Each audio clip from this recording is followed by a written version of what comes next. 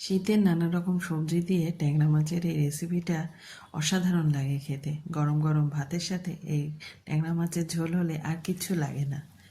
চলো তাহলে রেসিপিটা একবার দেখে নিই। প্রথমে ট্যাংরা মাছগুলোকে ভালো করে ধুয়ে নুন হলুদ মাখিয়ে বেশ কিছুক্ষণের জন্য রেখে দিয়েছিলাম। তারপর একটা কড়াইতে তেল গরম করে মাছগুলোকে দিয়ে উল্টে পাল্টে ভেজে তুলে রেখে দিলাম। ওই তেলের মধ্যেই দিয়ে দিলাম একটু রাঁধুনি ফোড়ন। রাঁধুনিটা থেকে সুন্দর গন্ধ ছাড়লে দিয়ে দিলাম পাতলা পাতলা করে ছোট ছোট করে আলু কেটে রেখেছিলাম, সেটাকেই দিয়ে দিলাম। একটু নাড়াচাড়া করে দিয়ে দিলাম আগে থেকেই শিম আর পেঁয়াজ কলি ছোট ছোট করে কেটে রেখেছিলাম, সেটাকেও দিয়ে দিলাম। আবারও একটু নাড়াচাড়া করে নিলাম। দিয়ে দিলাম পাতলা পাতলা করে বেগুন কেটে রেখেছিলাম, সেটাকেও দিয়ে দিতে হবে। এখন বেগুনগুলোকেও একটু ভালো করে মিশিয়ে নিলাম। এর মধ্যে দিয়ে দিলাম এবার কয়েকটা কাঁচা লঙ্কা চিড়ে রেখে দিয়েছিলাম, সেটাকে দিলাম। 1 ইঞ্চি মতো আদা গ্রেট করে রেখেছিলাম, সেটা দিয়ে দিলাম। আর একটা টমেটো পাতলা করে রেখে দিয়েছিলাম, সেটাকেও দিয়ে দিলাম। একটু খেয়াল রাখতে হবে যাতে সবজিগুলো সব কাটা একই ধরনের হয়।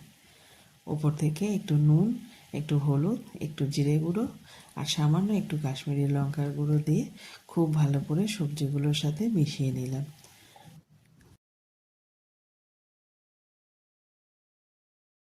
মশলার সাথে সবজি খুব ভালো করে মেশানো হয়ে গেছে।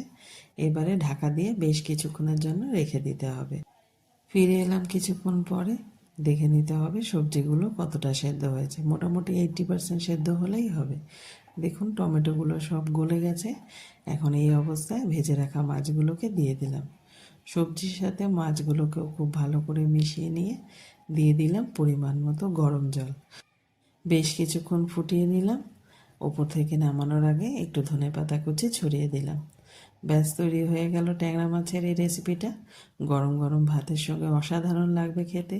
তোমরা অবশ্যই বাড়িতে একবার ট্রাই করবে আর আমাকে একটা কমেন্ট করে জানাবে কেমন লাগলো।